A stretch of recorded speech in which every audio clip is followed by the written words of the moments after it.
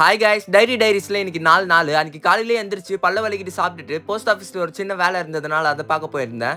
அந்த வேலையை முடிச்சுட்டு வீட்டுக்கு வந்தா போய் துணியை காய்வேன்னு சொல்லிட்டு இன்னொரு வேலை விடுறாங்க. வானம் வேற இருட்டி இருக்குமா, மழை வர மாதிரி இருக்குன்னு சொன்னா மழை வர மாதிரி இருக்கா, வெளியே எவ்வளவு வெயில் அடிக்குது, நீ இன்னும் மழை வருதுன்னு சொல்ற, அதெல்லாம் ஒன்றும் வராது, நீ போய் துணியை காய வச்சுட்டு வா, உனக்கு ஒன்றும் தெரியாதுன்றாங்க. துணி காய வச்சு கொஞ்ச நேரத்துல லைட்டா மழை தூரல் ஆரம்பிச்சிருச்சு. எனதான் ஒரு பக்கம் துணி நினைச்சாலும் செடிக்கு வேற தண்ணி ஊற்றணும்னு நினைச்சிட்டு இருந்தா அப்படியே செடிக்கு தண்ணி ஊற்றுற மாதிரி ஆயிடுச்சு.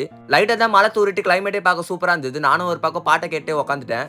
அப்புறம் லஞ்ச் எல்லாம் சாப்பிட்டுட்டு ஈவினிங் போல உடற்பயிற்சி கூடத்துக்கு போயிட்டு நல்ல உடற்பயிற்சி செஞ்சுட்டு இன்னைக்கு வேற நம்ம பையன் கோகுலுக்கு பர்த்டே, அதனால அவனை சர்ப்ரைஸ் பண்ணலான்னு சொல்லிட்டு கேக் வாங்க கடைக்கு போயிருந்தோம்.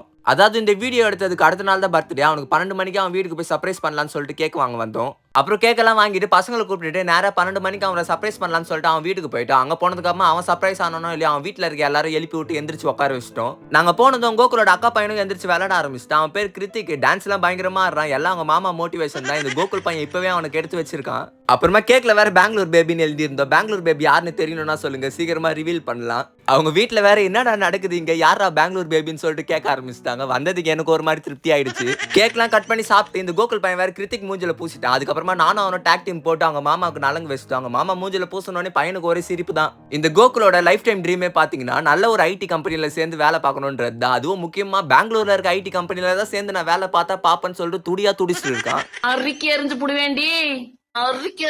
நாங்க நைட்டு ஃபுல்லா பேசுவோம் தெரிஞ்சு அவங்க வீட்டுல எங்களுக்கு ஹாலை கொடுத்துட்டு பெட்ரூம்ல போய் தூங்க ஆரம்பிச்சிட்டாங்க. இந்த கிருத்திக் பையன் வேற மணி 1 ஆயிடுச்சு. இப்பவே என் கூட சேர்ந்து அட்டி விட ஆரம்பிச்சிட்டான். தூங்க சொன்னா அழுகுறான். சரி நாங்க இருந்தா அவன் தூங்க மாட்டான்னு சொல்லிட்டு டீ கடை கிளம்பி வந்துட்டான். அங்க வந்துட்டு டீயை குடிச்சிட்டு பேசிட்டு இருக்கோம். மணி பார்த்தா 3 ஆயிடுச்சு. என்னடா 3 மணி ஆயிடுச்சுன்னு சொன்னா பரவாயில்லடா அப்படியே 5 மணிக்கு சன்ரைஸை பார்க்கலான்றாங்க. ஆளு விடுங்கடான்னு சொல்லிட்டு வீட்டுக்கு கிளம்பி வந்துட்டேன்.